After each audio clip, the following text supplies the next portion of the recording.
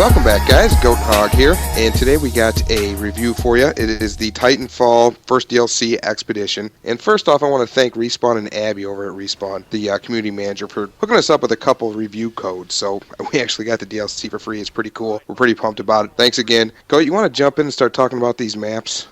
Alright, now the first map that we were on was Runoff. It was a water collection treatment plant. We said we'll just go into some private matches and explore and check things out. So in Runoff, we found it to be very, layered. There was a lot to do. You could get up high, you could get down low. There's a couple of different spots you can perch on. There was a spot where you could sneak around the outside and you're Titan. You actually were out of bounds. You could make it, I know, in a Strider. You could probably make it in Atlas. I don't think an Ogre's going to make it. And there's a couple of open ends on the ends of it that allowed you to get some long range shots off, but not too much. And there's buildings, close quarters combat. Also, what I noticed that there's a lot of, connecting overwalks and boardwalks up on top, so you can get around the map very quickly. You can tell that Respawn has kind of stepped up their game. They know people have been playing the game. They know people are getting better at the game, so they're making you, they're stretching your skill. They're making you want to get better at the game with these maps. And Runoff's a great example of that. This is a very vertical map. And there's a lot of entrances to everything. A lot of those buildings you said, like you were talking about, there's multiple ways to get in and multiple ways to get out, either jetpacking, wall running, or just walking like Call of Duty. The second map is Swampland, and they were doing some water research, and they uncovered some ancient ruins, and it's exactly that. It's swampy, there's these trees that you can parkour through. It seems like it's pretty close quarters to be maneuvering a Titan in, and the ruins, there are some ruins in there that are really sweet. You want to talk some more about the ruins? Yeah, now the ruins, there's multiple layers again to those, and multiple entrances and exits. Sometimes there's even only a couple spots where, you run over the top and you can see a crack from the roof, and you might be able to get a few shots through. You can't actually run in there, but it's almost like a window down into the first level to allow you to shoot down. And there's a couple of zip lines. They didn't do a whole lot. They weren't the big map crossing zip lines like Nexus or anything, but there were ways to get around. And there was a big tower that gave you a real commanding view if you wanted to get some sniper challenges done.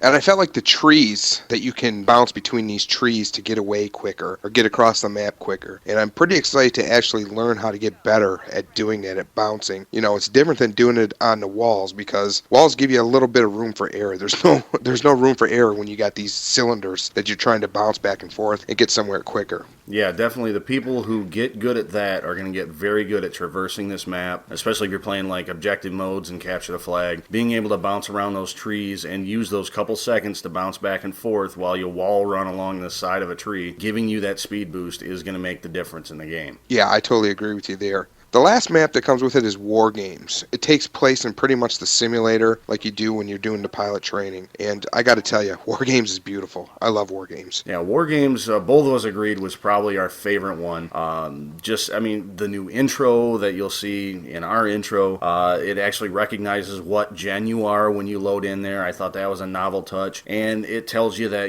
there's going to be some glitches in there, and you'll see these glitches where it's like the textures aren't loading and it's just generic walls and it looks like Tron. And when you actually get a kill, you kill someone, it's like they just dissipate into pixels. Yeah, it reminds me again of Tron de-resing them. I'm a big Tron fan, so whatever, sorry. But, that was the feel I got from that, and I actually really enjoyed that and that pixelated look. Yeah, I agree. And again, guys, it's a map with multiple layers. There's some great wall running that you can do. You can get vertical. You can stay indoors. I think there was, 3 layers in some parts? I mean, there's definitely, there was a basement, a main floor, and an upper area on actually, all 3 maps pretty much had that.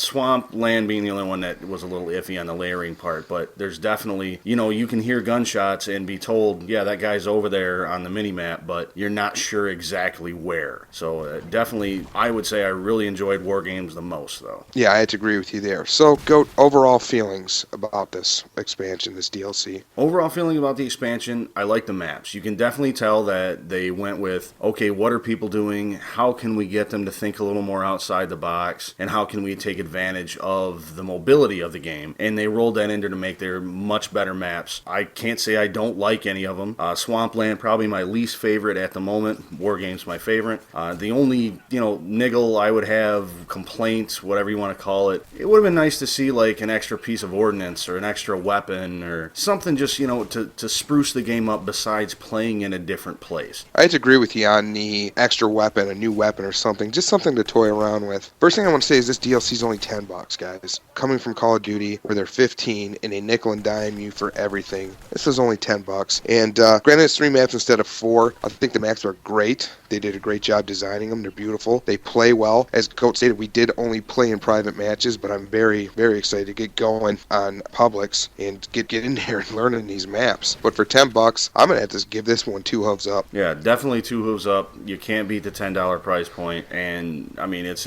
like a no-brainer. These 3 maps are worth $10. I agree. Respawn, keep up the great work, and we'll continue to support you. All right, guys, that's what we got for this review. We hope you enjoy it. Don't forget to leave a like, favorite, and subscribe, and we'll catch you guys on the next one.